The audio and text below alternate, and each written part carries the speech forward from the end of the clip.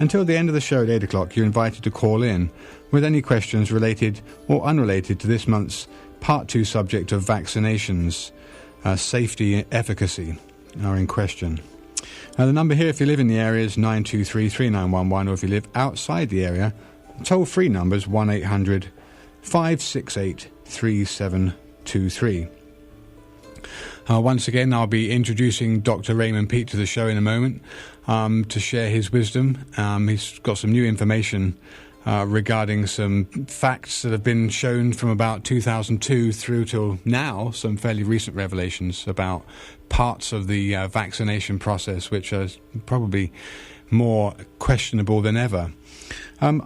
I guess I wanted just to open up the show again by what I read out last month on the Part 1 of vaccinations, which was the first do no harm tenet of medicine. The United States legal standard applied to vaccines defines them as, and this is how it's defined, unavoidably unsafe products that are quite incapable of being made safe for their intended and ordinary use. And the reason why vaccines are unsafe, or in other words harmful, is because they're made up of chemicals and other elements that are essentially poisonous to the body. We'll get into some of those things later on in the show. Dr. Peat, thanks so much for joining us again. For those people who perhaps have never listened to the show or tuned in before now, would you just outline your academic and scientific background so that people can understand where you've come from and where you are now? In the 1950s and 60s, I was mostly a student and teacher in the humanities, English lit and painting, for example, and other subjects. Then I decided to go to graduate school in biology and biochemistry, University of Oregon, for a PhD, because I had been interested in that for many years, but considered that the academic approach to it was pretty futile and misleading in the 1950s and 60s. Since graduating in 1972, I've continued studying, trying to find what I consider the main line of science in biology, which is very opposed to, in many ways, the mainstream medical thinking and the biology which is influenced by corporate financing. This mainstream or main line of biological and chemical thinking that I've been following is more holistic and developmental, time-oriented way of looking at organisms than the reductionist, abstract molecular approach that has become dominant. And that particularly relates to how the immune system works, but that isn't an area that I've specialized in. I did teach a short course in immunology to medical students in Mexico, 1979. But since then, things have radically changed. Okay. I think for the purpose of those people who perhaps have tuned into this evening's show, I think what I wanted to start the show with is something that I think if most people listen carefully to the paragraph I'm going to read out next will probably be fairly stunned, because they've probably never really thought about it.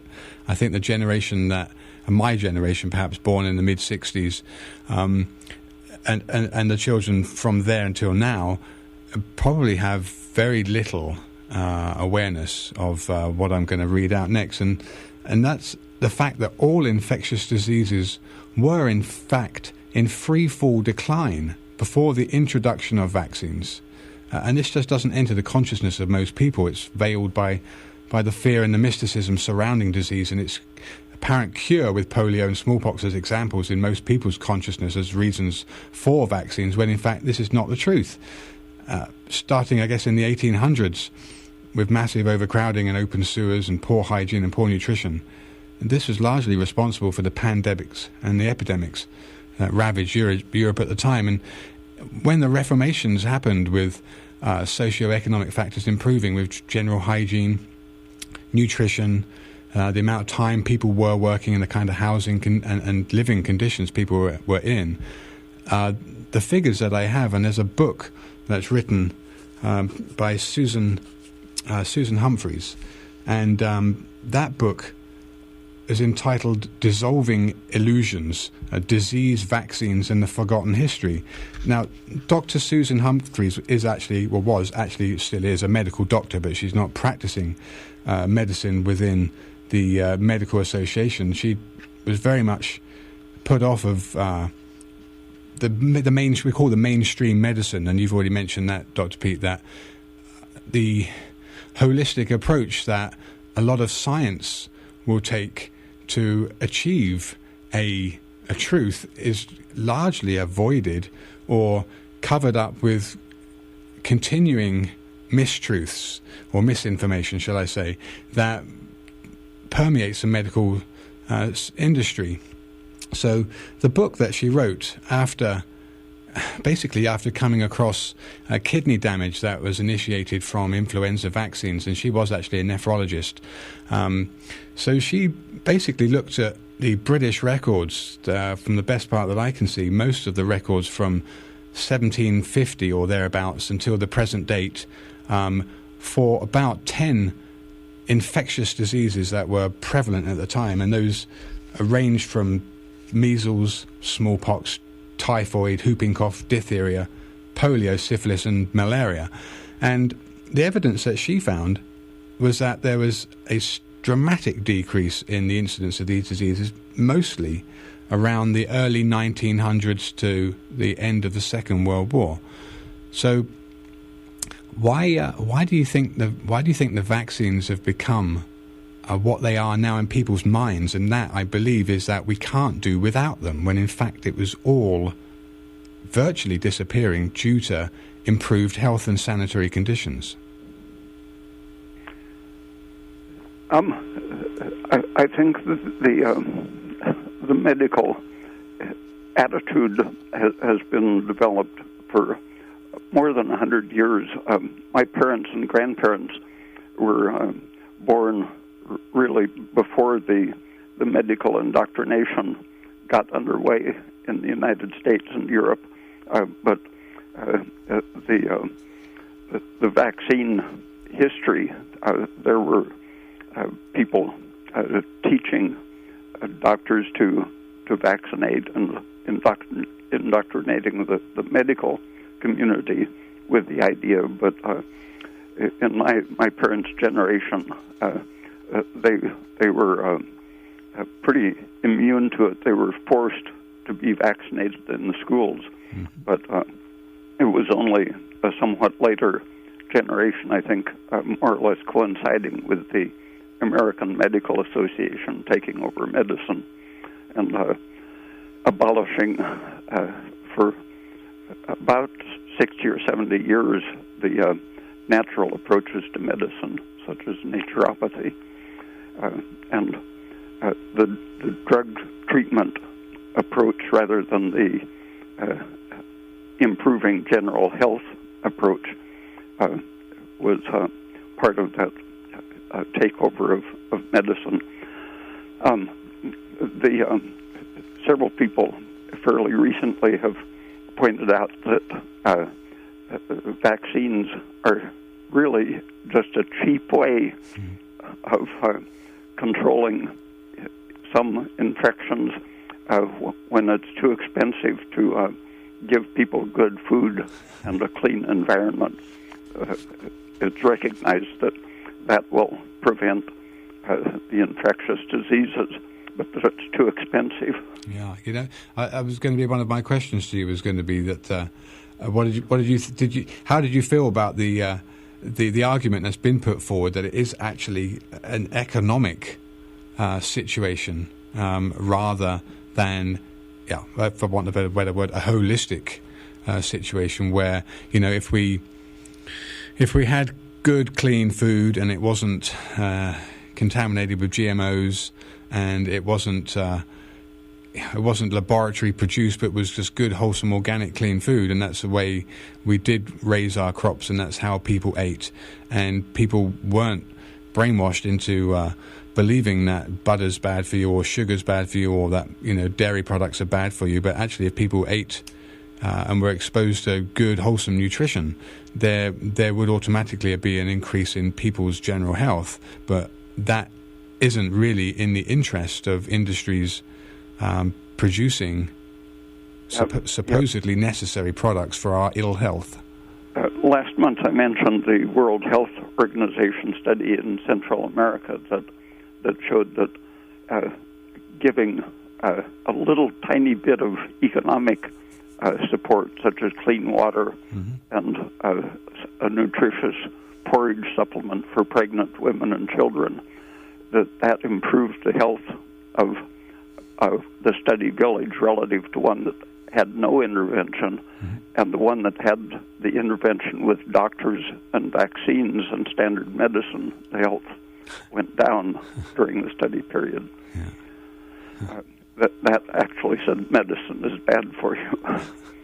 But even the cleaning up of the environment, which the Rockefeller Foundation was a leader in, trying to prevent hookworm infection, for example, and improving nutrition in schools. That was done because it was realized that sick, undernourished, mentally undeveloped people didn't make good workers. So there is a way of looking at cleaning up the environment and feeding people that it's good for the corporate economy too, but it happens that it's even cheaper to use vaccines and more profitable. Right. Even if it wasn't necessary, if the environment got clean enough and people were well fed, it would still be very profitable to sell the chemical and vaccination approach to health. Yeah. Okay, I think a little bit later on we'll get into. Well, I tell you what, let's just mention it now.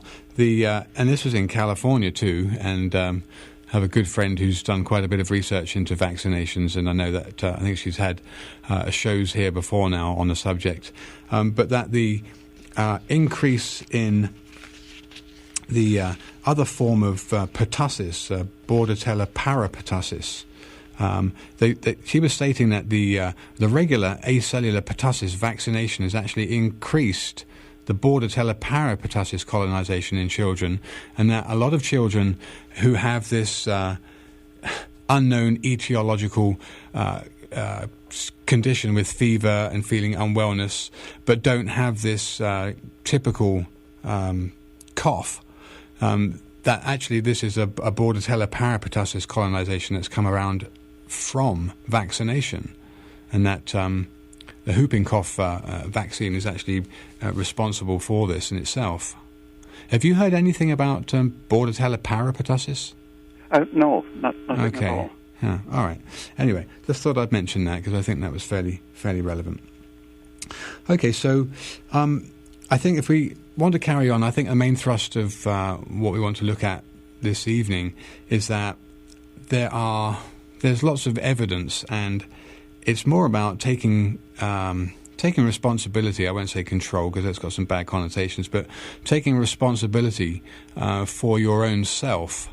If you want to be as healthy as you possibly can, and educating yourself, and not just taking everything that comes from mainstream media as the truth and buying into it, but being open-minded enough to turn your head this way and that way to see the other side of what's going on. So I know last month we had a couple of callers, one of which in particular, and I could understand her feelings about this, who she was saying that, back in the 20s and thereabouts, some of her relatives had died from either smallpox or from measles even, and actually, the death was a fairly serious fairly serious psychological thing that she was dealing with, that her ancestors had died of this, and how could we how could I bring up a show saying why was vaccination avoidable, and in the light of her understanding that actually vaccination was supposedly the main reason why everyone was healthier. But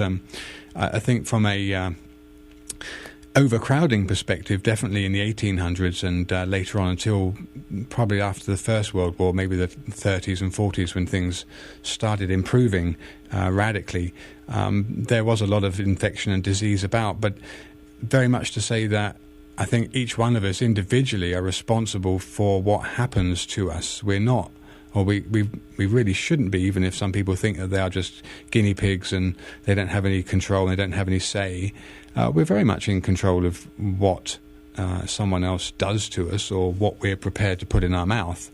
And we're very much responsible for seeking out information and being aware of our surroundings. Otherwise, I think we are very much likely to die prematurely from something else that could be probably avoidable. In terms of the immune system, and we'll get into the kind of vaccine theory and maybe discuss some parts of why the theory is pretty erroneous and could be leading to problems down the road. I know last month you mentioned the fact that we are a conscious living stream, or a stream of consciousness, and basically from birth until death, that stream is constantly evolving and is subject to being affected by the things that come into our environment, come into our minds and our ears, etc. So in terms of immunity in the body, I know obviously that you're very you advocate thyroid hormone and general dietary advice that is on the anti-inflammatory side, and use those examples physiologically to show and prove that these things are scientifically correct. In terms of the immune system and what happens with vaccination, would you just describe the kind of basic immune system, what they call the innate immune system versus the kind of adaptive immune system, and then we'll perhaps talk about how they actually vaccinate you, and then obviously get into the adjuvants, the aluminum and the other products that they put in these vaccines, which are coming up as being responsible for various different things. Currently, the medical community especially is emphasizing the difference between the innate immune system, which is, they speak of it as the first barrier to infection, and the adaptive system, which learns to be specifically immune to invading organisms, and it can be trained by exposing it to the organisms, or a fraction of them put into a vaccine. The 1908 Nobel Prize was divided between two proponents of theories of immunity, Paul Ehrlich and Eli Metchnikoff. Metchnikoff was an embryologist who emphasized the role of phagocytes in destroying or isolating invading material and reconstituting a healthy organism. Ehrlich was interested in the staining properties of cells, and this made him of interest to the chemical companies, who he showed that the chemicals which could stain organisms specifically could also react with equal specificity to pathogens, and the idea of a magic bullet came from his approach to chemical specificity. Mercury and arsenic were early examples. Later, sulfa drugs that had some specificity to killing the pathogens. But it was the context for almost all thinking about adaptive immunity and how that specificity could be evoked by vaccines. And meanwhile, the developmental innate resistance that Metchnikoff talked about was ignored until Jamie Cunliffe and Polly Matzinger in the 90s revived the idea around the concept that danger or damage to the tissue, analogous to when Metchnikoff stuck a splinter into a jellyfish and showed that it was engulfed by phagocytes, wandering cells that could eat invading material and turn it to nutritious use. That was a complete rethinking of the specific chemical orientation of the adaptive immunity people who had, especially in the 60s and 70s, with the idea of the clonal selection of randomly varied molecules in the immune system. The genes were simply churning out random possibilities, and the exposure to molecules of the host organism or of invading organisms, these would govern the selection or destruction of these randomly generated molecules. Linus Pauling had proposed an instruction theory of the antibodies in which the protein or RNA would wrap itself around, in a sense, the invading material and then compose a protein antibody that would represent the exposure to the shape. So it didn't require either an infinite number of genes or the specific rapid mutation that could generate almost an infinite number of variable molecules. Since the 1990s, the danger theory has been incorporated into the mainstream of adaptive antibody-centered immunity, but it pretty much limits itself to thinking of the innate system as first a barrier and second an amplifier of inflammation, which then simply shifts over to making the adaptive system run faster. So they've accepted the innate immunity, but in a very subordinate way, which is just kind of a first a screen and then a booster to the system that they've been working out over the last century. How do you feel about the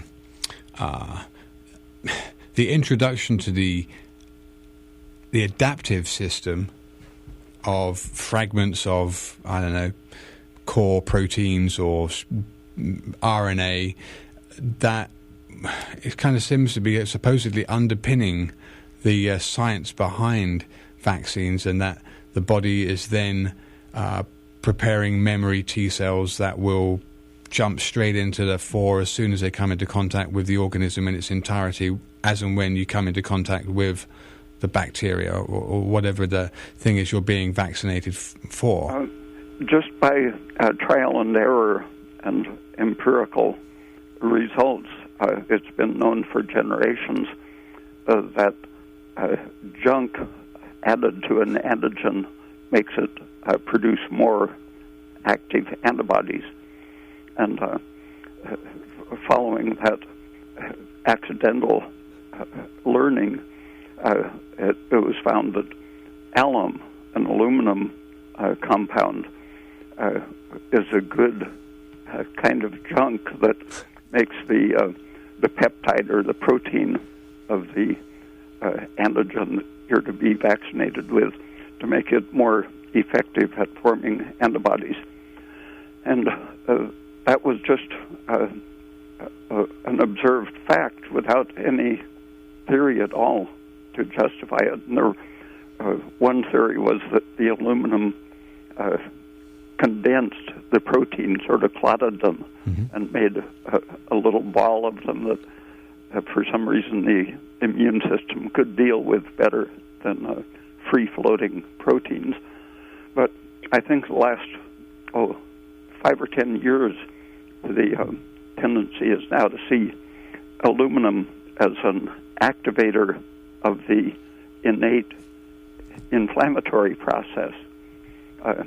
So there's this growing awareness that it is creating a general inflammation, which then makes the specific response of the adaptive system more energetic.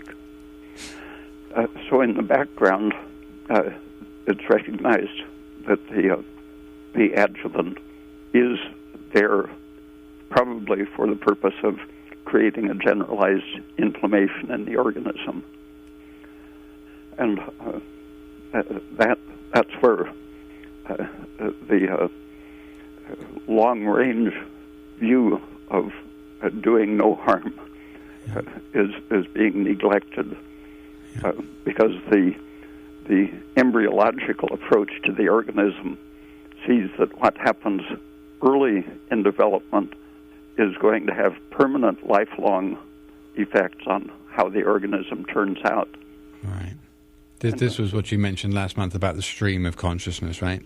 Yeah. So if you introduce an inflammatory state early in the life of a person, it's really a matter of waiting 20 or 30 or 40 years to see what the effects of that are going to be. Right. And that hasn't been done in any sense, because they were so intent on their simplified molecular view. They talked about the antigen-presenting cells, which for many years were simply macrophages that caught the germ and then presented it to cells which could then direct the response of the B cells, bone-derived cells, to make antibodies. But now with the new emphasis on the innate immune system as an inflammation amplifier, it's recognized that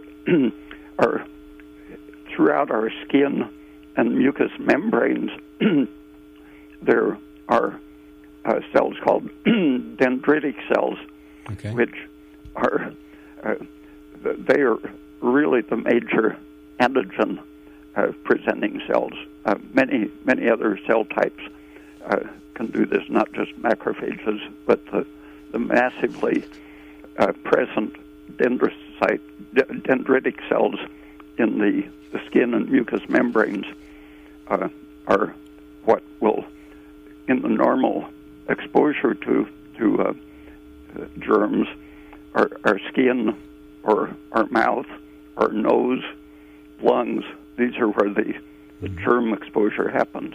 Right. And so it's the dendritic cells mainly which capture the antigen and then present them to mostly the thymus cells, which then activate and instruct the production of antibodies and so on. But to in the process of capturing and transferring the reaction to the abnormal or pathogenic protein, it only works if some of the organism's own cell material compatibility factors. The MHCs, huh? Yeah. These are broken down and digested into the antigens are broken down and attached in fragments to the organism's own surface protein groups, compatibility groups. And it's the combination of the invading peptides with the organism's own normal cell surface that the immunity is developed to.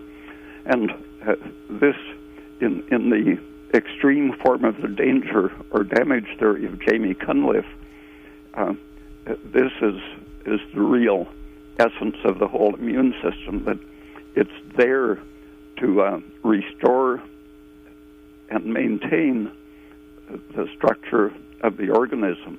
It's not primarily designed to attack invaders. Right. Oops, what's happened to Dr. Peat? Where's he gone?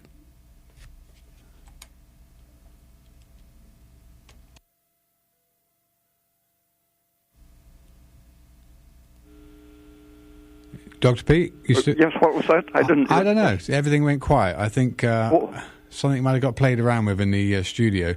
But I thought there was a caller. Yeah, well, there are actually two callers on the line, so it's probably now's a good time. I'll pick up after we get off the air with whoever's calling in when they do, and we'll pick up the thread of what you were saying there. But let's take this first caller. You're on the air, caller? Hi. Hi. Is that me? Yeah. And where are you from? Kansas City. Oh, hi. How you doing? I'm doing good. My question was on Dr. P, what's your thoughts on L-glutamine? I've been reading about some people using it to heal stomach ulcers and to restore intestinal integrity. I think it should be pretty much limited to what's available in the proteins of the diet, partly because when an amino acid is manufactured in a pure chemical form, it's always going to have risky contaminants that aren't present in the whole natural protein.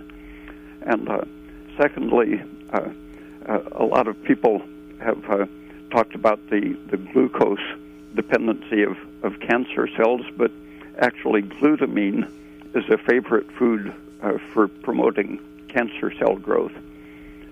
And an excess of any single amino acid can be harmful for various reasons, including simply overloading you with ammonia as they break down. But it's one of the least harmful. So if you had a clean source of it, it would, in some cases, be beneficial, but I still think it's risky. Okay, what's the upper limit for glycine on that topic? I think a few grams per day divided into doses of half to 1 gram at a time, I think would be safe. Okay. You also mentioned in some interviews about activated charcoal to help clean up the intestine if carrots and bamboo shoots weren't doing the job. How would you go about using activated charcoal? First, you want to make sure that it's clean and hasn't been exposed to contaminants in the environment, because it will capture things from the air that it's exposed to. But if you're sure you have a clean source, you can simply add it to a drink or to food. Like a tablespoon at a time? Is that sort of the dose? Yeah, it depends on what you're using it for.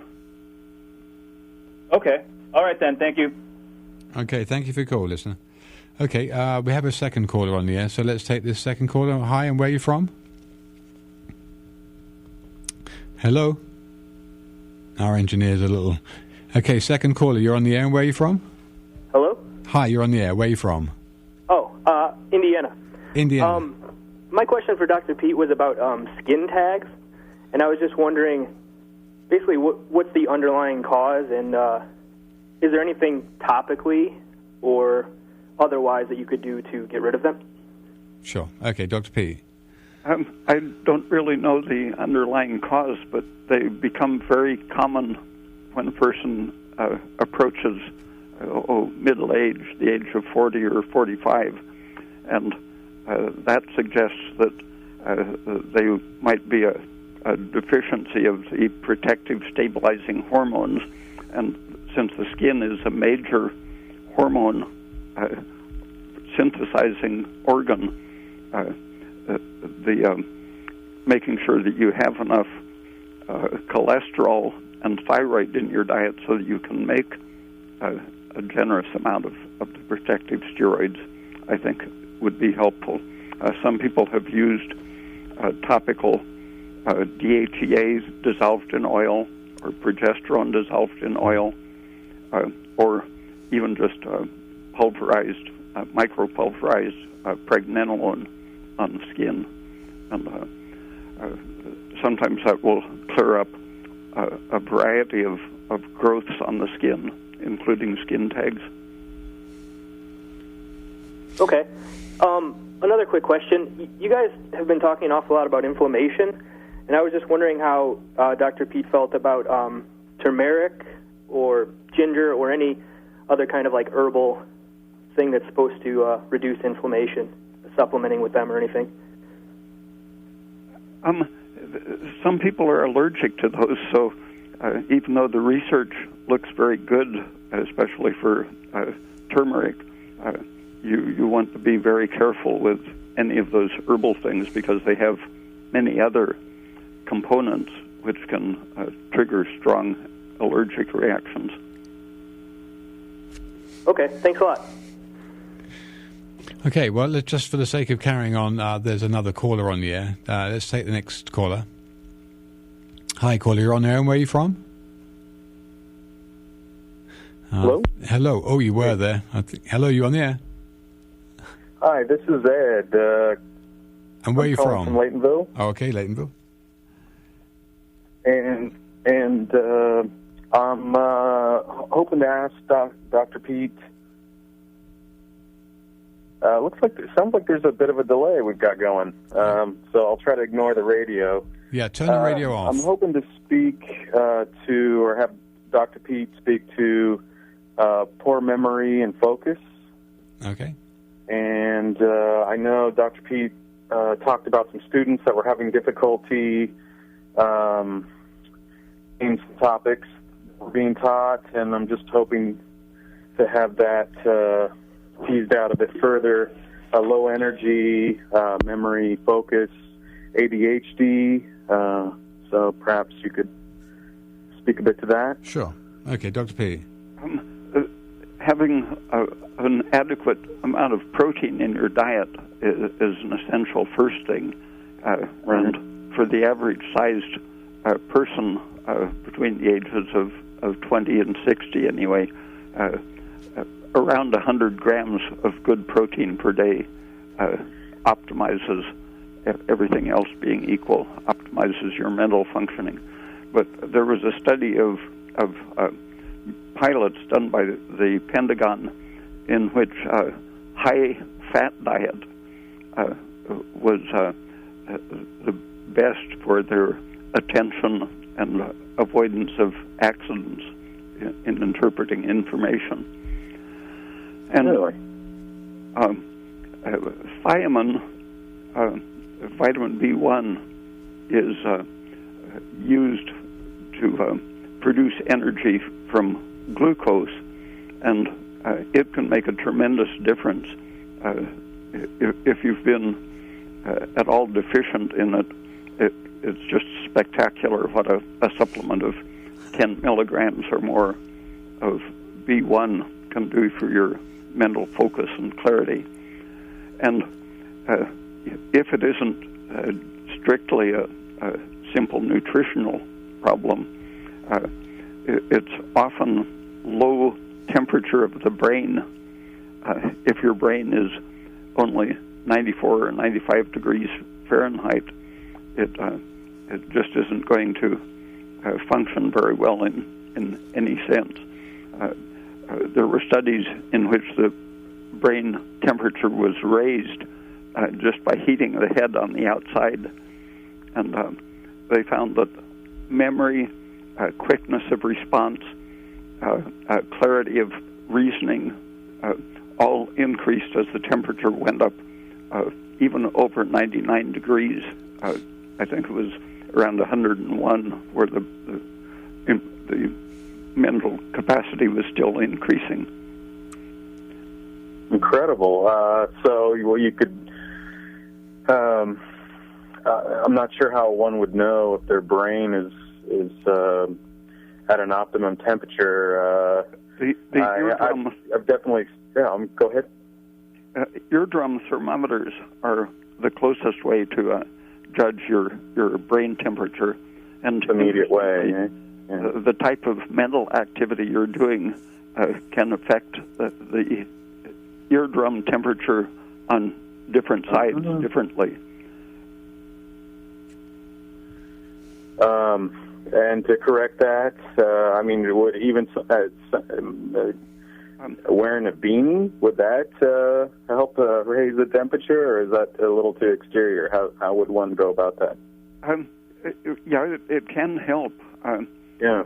People who have a low body temperature in general sometimes have insomnia because of the stress it causes, and they find they can sleep better just putting on warm socks and a warm cap. And I think wearing a warm cap, if your head tends to run at a low temperature, is likely to help.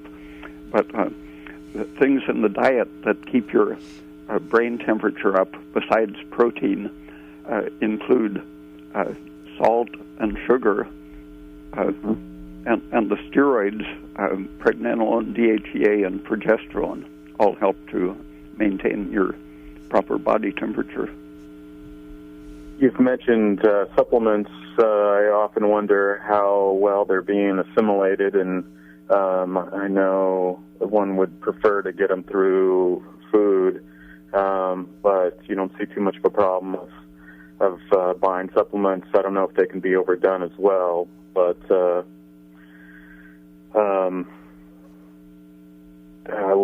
an example as protein I have in the past, for example, I've taken amino acid and protein supplements, but how much you said, I believe 100 milligrams of protein, what would that be equal to? And perhaps eggs or beef or chicken, quickly?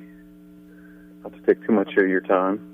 100 grams of protein per day for even smallish to medium-sized people in a military study was optimizing their ability to work mentally. Right.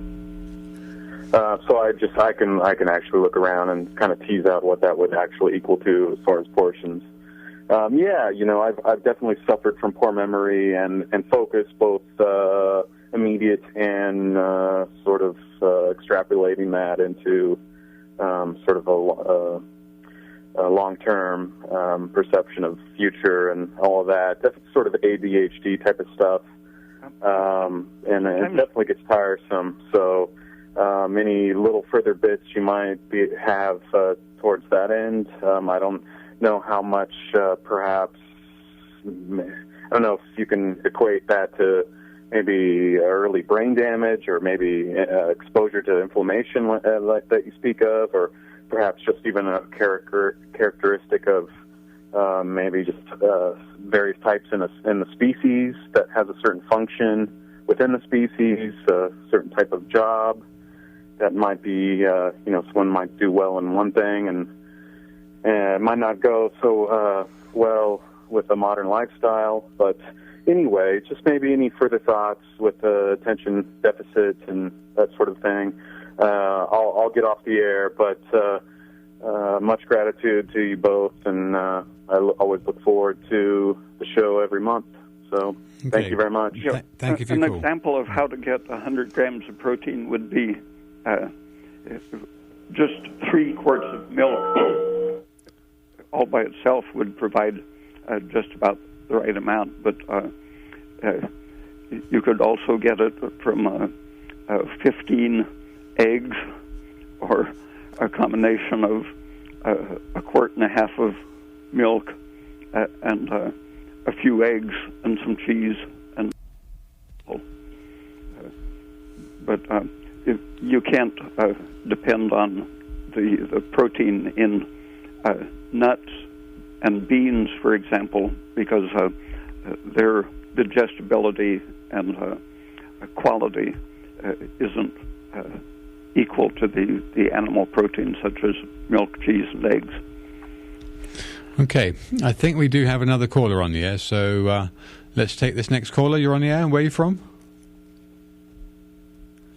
Hello? Hi, you're on the air. Where are you from? Yeah, still trying to listen to you guys on the radio and talk to you on the phone at the same time. It's not so easy. There's a lag. I didn't want to miss what you were talking about. Oops. Let's see, I'm from Crescent City. Okay. A couple things. I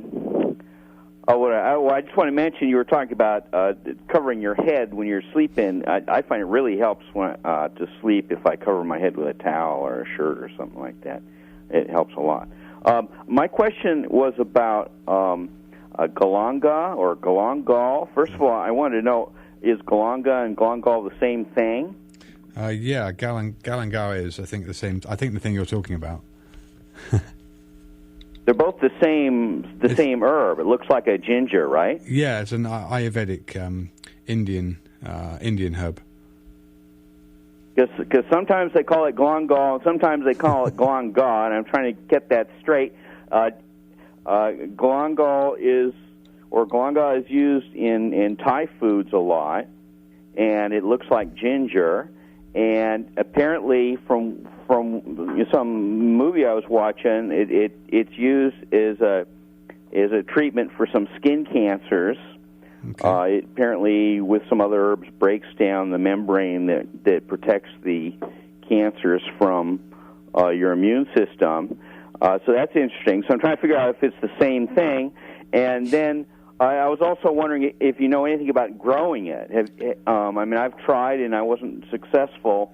I noticed that they were actually selling it at the co-op in Arcata recently. Mm-hmm. And I'm just wondering if you know anything about growing it and anything about its medicinal uses. You know, I've never actually used it, but you're correct in saying that it's a member of the ginger family, and as such, it's going to be temperate, more tropical environments, so Hawaii probably and Indonesia. I don't know you'd have any success growing it in Crescent City unless you had a good hot house and you were able to keep. Yeah, I tried it in a greenhouse, mm-hmm. but it didn't come up, and I don't know whether maybe it was just the wrong time of year or it had been frozen or what had happened. I was just wondering if you haven't tried growing it. No, I haven't, but because it's a member of the ginger family, I wouldn't expect to grow it in a northern latitude very successfully.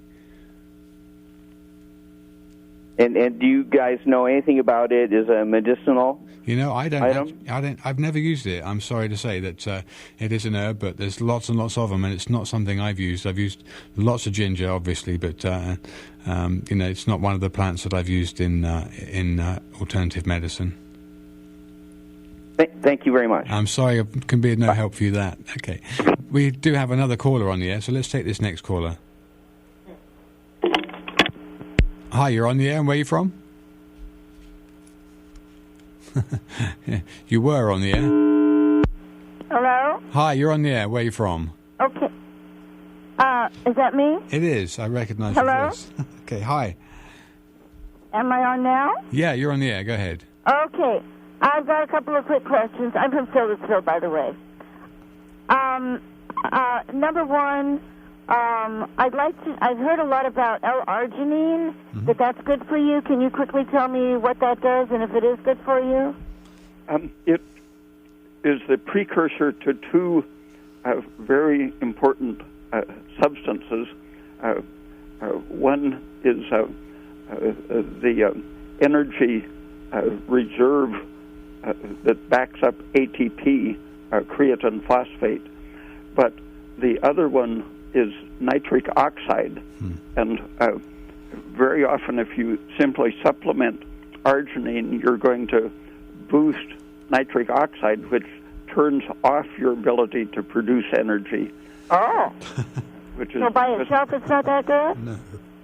The L-arginine? No. What was that? So you're saying that L-arginine by itself is not that good. You have to use it with this oxide stuff? Yeah, I think it's fairly predictably a risk. Now the other thing is vitamin D3. I'm not sure what the difference is between vitamin D3 or any other number, but that's what I was advised to take because I had low vitamin D. Is 5,000 units a day a proper dose?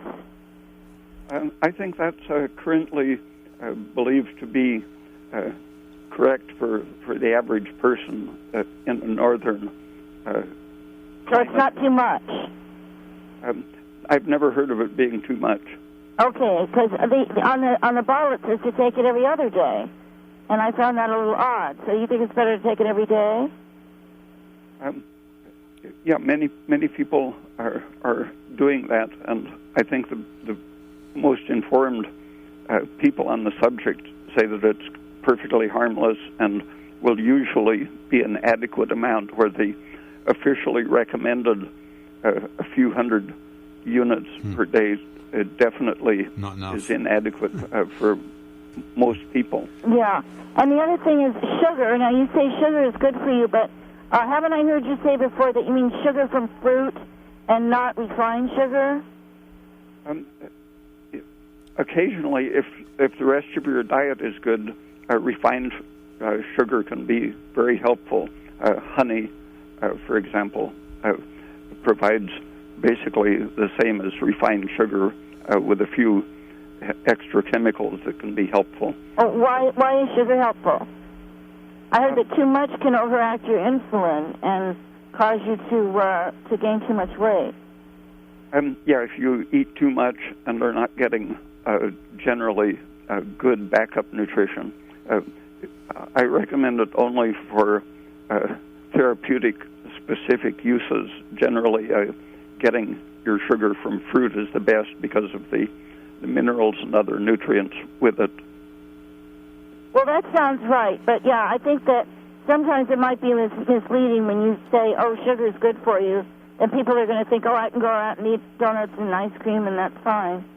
And I think basically you mean fruit. Yeah. Okay. All right, thank you. Yeah, I just wanted to say about vitamin D that having seen quite a lot of people's blood work come back from their test for vitamin D, that the reference limit has actually increased in the last year. Most people are low. Most people do not even really reach the therapeutically recognized level for adequate vitamin D, and so 5,000 units a day would not seem excessive. Okay, so we've got 7 minutes here. If anybody wants to call in, the number's 707-923-3911 if you're in the area, or if you're outside the area, the toll-free number is 1-800-KMUD-RAD. Were you going to say something, Dr. Peat? I didn't want to cut you off. I was talking about the seeing the innate immune system as a source of inflammation and a barrier function, right, and something to simply turn on the adaptive immune system that the medical world is thinking about. But I think the inflammatory function is to some extent a malfunction of the innate immune system, and it's when the irritation or damage has not been repaired quickly enough that you see a noticeable inflammation.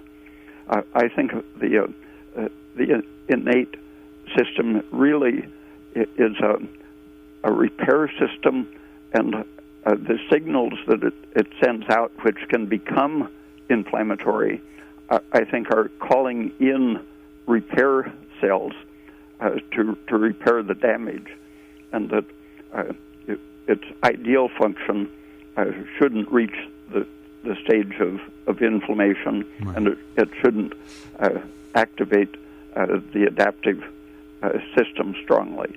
That's what I see as the proper line of development, thinking of the organism in the long range, lifelong pattern of development. You don't want to overburden your system and misdirect it by causing repeated inflammation. And an example of why I think it is not primarily a system of producing inflammation is that pregnenolone has been discovered to turn off the immune cells that are activated by, for example, an injury or a parasite or bacteria getting into your skin or mucous membrane. And the cells should produce their reaction and call in repair processes, and then they should switch over to producing pregnenolone to stabilize cells and stop the inflammation. Yeah. Interesting. Well, we actually have two more callers, but I don't think we're going to get a chance to. I think if this next caller can be very quick, and your response, Dr. Peat, without cutting you short, can be equally quick, then perhaps we can take it. Hi, you're on the air. Where are you from? Did you guys boot me off? No. You go ahead. Where are you from? I hear you. I'm from McKinleyville. Okay, yeah, go ahead with your question, but make it quick. And, is there a reason why I can't hear you now? Something messed up. Uh-oh. Can you hear me now? Hello? Turn off the radio. There's an 8-second delay on the radio. Turn off the radio. Oh, I don't have a radio near me. Okay, can you hear me? I can hear you now. Okay, well, if you could be quick asking your question. So my question was about the ketosis concept. Okay. I was curious about ketosis. Ptosis. And if it's actually the best idea to eat mostly fat and a little bit of greens, but no grains and no sugar, I've heard. Oh, no, I think it activates the stress system if you're having to produce the ketones yourself. But so that's not good? You're supposed to eat grains? If you have them in your diet, precursors that are partly formed already ketones, those are great and are equivalent to sugar, only better. I'm not following you. Well, if you have to turn on the process of making them, it means you aren't getting enough sugar in your diet, enough glucose or fructose. Where do I find this information? Because everywhere I look says opposite. Well, you turn on cortisol production when you don't have enough sugar, and the cortisol has chronic harmful effects, developmental effects that... So you need sugar, huh? Like fruit or from honey or...